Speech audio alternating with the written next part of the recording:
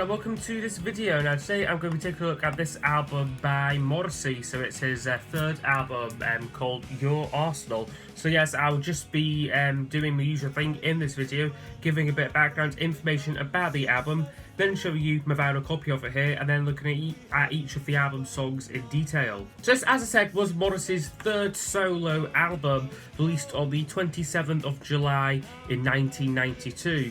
Up to this point, Morrissey's solo career had been a bit of a mixed bag. It started off pretty strong with Viva Hate and the Boner Drag compilation. However, his last studio album, Kill Uncle, was met with critical indifference for its sort of musical lightness and also its sort of rather weak lyrical content. So for this record, Morrissey enlisted the help of Mick Ronson to produce the album. Now, Ronson had famously played on many of David Bowie's great albums from the 70s, Ziggy Stardust and Hunky Dory and Glad and Sane, all the great ones.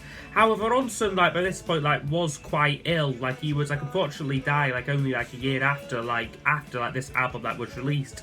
Furthermore, he was actually unaware of who Morrissey was. However, he did give the record a much more muscular and much more sort of tougher sound, and urged Morrissey to wear his rockabilly and glam influences on his sleeve. What also makes this different from Morrissey's last album was the fact that it was a real sort of band in the studio sort of album, with real tight playing between the four musicians, who had all toured with Morrissey the previous year. So we've got Boz Boorer and Alan White on guitars, Gary Day on bass, and Spencer Corbin playing drums. Now, this change of sound for Morrissey really did pay off, as the album was a critical and commercial success, reaching number 4 in the UK and number 21 in America. Furthermore, it was also nominated for the Grammy Award for the Best Alternative Album in 1992. So yeah, I will show you my vinyl copy of it here. This is actually a original UK pressing of it, which I got a few months back here. So yeah, it has been reissued on vinyl, so it is. So it's quite a gettable album, this. Quite a nice cover to it there, just Morrissey performing live. It gives the impression that this is a live focused album, which this definitely is.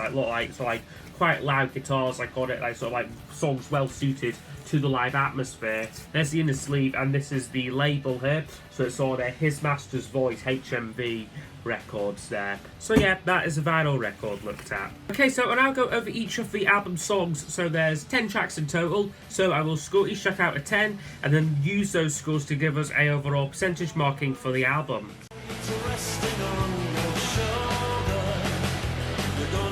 So it begins with a song called You're Gonna Need Someone on Your Side, which is a really sort of heavy and very abrasive track to get things going. It really kicks off the album really well, really great pulsating guitar riff going throughout the song. It really is a sort of statement of intent on Morrissey. This is sort of a new start for his career. It's a new sound. It's a new sound, a new style which is going in, and yeah, it really pays off. So yeah, great way to kick off the album there. We'll give that one a 9 out of 10.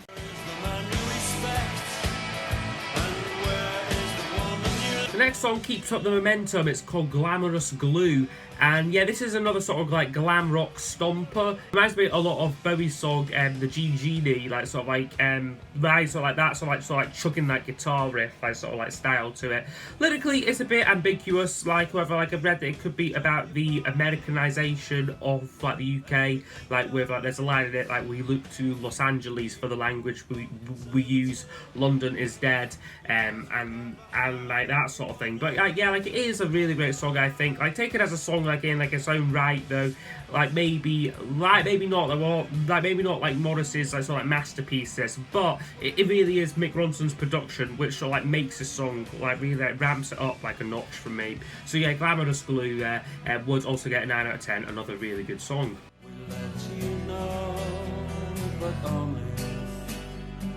And then the next track up is called We'll Let You Know, and this is a real sort of change of pace for the record, which is a good thing. It's a much more sort of simple and acoustic number. Personally, for me though, I think it goes on for far too long. It kind of in the middle of it, it has this sort of football chanting sound collage bit, which I don't really think works well in the track. It's sort of it makes you just sort of think when is this gonna end? end, that kind of thing. But then the song like does pick up a bit after that, like it's sort of like it goes like in, like returns to like the verse like in quite a dramatic and effective way. Lyrically, this song is about football hooliganism, and like Morrissey, like on this track, he seems unsure like whether to be like in admiration of like their tribalism or like scorn at like their like view of the world. And like, so yeah, for me yeah, like it's not a lyric like which like I like really relate to too much. I just think the song itself like is like a little bit forgettable, like as well, like in terms of like melody, like, but yeah, like it isn't a bad track when it's on there. So yeah, just like an average one, we'll give that one a 6 out of 10.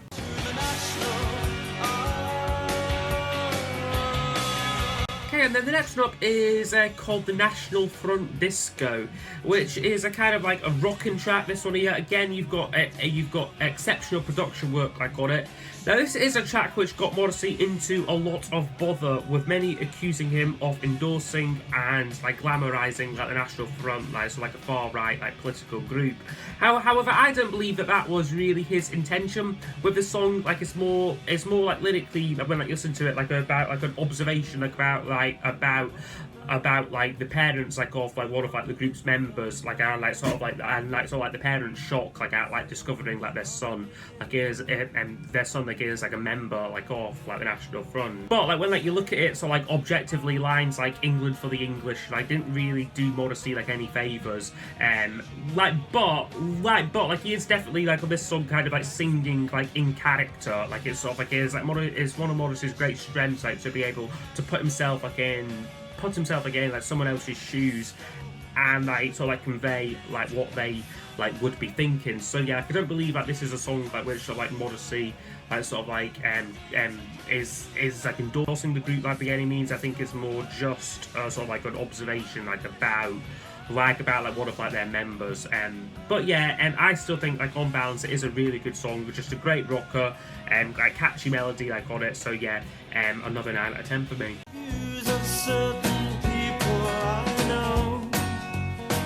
Okay, and then the next track up is another sort of change of pace like for the record, and like it is another favourite of mine. It's called Certain People I Know, which yeah, like another change of pace there, like a kind of like a sort of more sort of 50s style, sort of like swinging track, like has a sort of like a T-Rex like kind of feeling to it, like as well, like sort of like a nod like to sort of like a glam rock style like as well. I just like the melody like on this song. I like the structure of it. I really like the guitar playing on it, and yeah, like even though like a lot of Morrissey fans really like deride this song, like really hate this track, I think it is a good track. And like yeah, like it wasn't a great single like from the album though, like only reached number 35 on the UK charts. Like I have always had a bit of a soft spot for this one, so yeah, we'll give that one a 9 out of 10 there.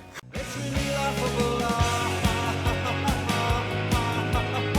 And then the next track up, which opens up side 2, is called We Hate It When Our Friends Become Successful, which is another half decent track, I think. It's never been like a huge favourite of mine, like it's never been like a go-to like Morrissey track. Now lyrically this song is said to be about the music scene like in Manchester, like but like it is like kind of like got like, sort of like a run-of-the-mill like sort of like arrangement to it, like a sort of like a weak like kind of like laughing chorus like where like he sort of sings like it's very laughable ha ha ha ha sort of thing. Like got like a good bridge like to like the track though, like kind of like lifts the song up. Like plus it is like again like an energetic performance like from all the musicians. So yeah, like overall a fairly decent track here. Like was one of the singles and reached number 17 on the UK chart. So yeah, that one would get a 7 out of 10.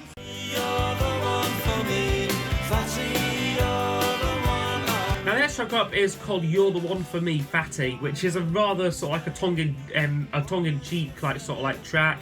Very sort of like nice and like quite nice like jangly guitars like on it. Like basically like Morrissey like on this song like is like proclaiming his love like for like an overweight person.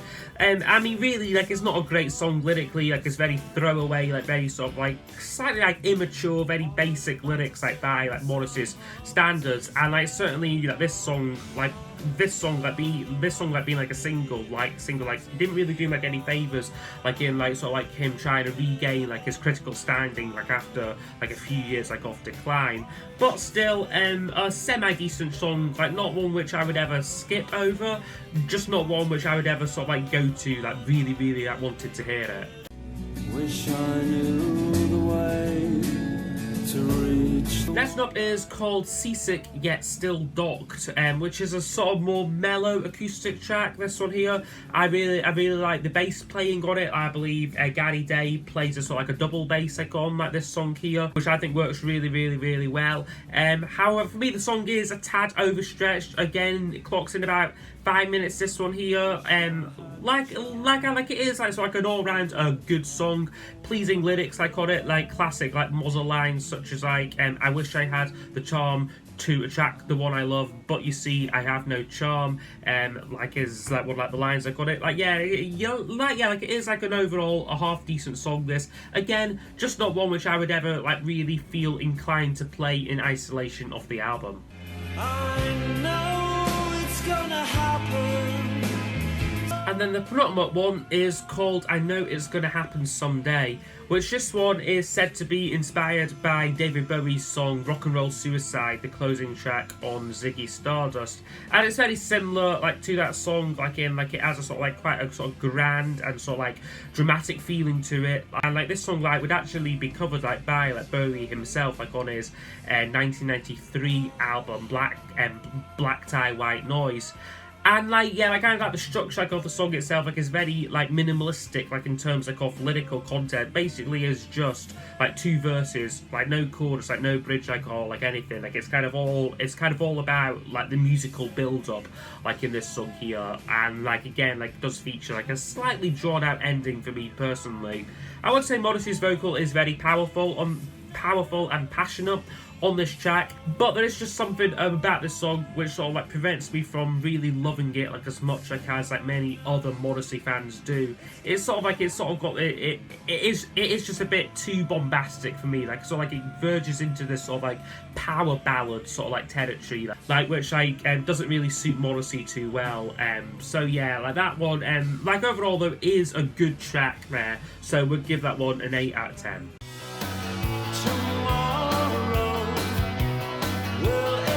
And then the closing track is probably my favourite on the record, so we do go out with a high, and it's called Tomorrow, and I just absolutely love this song.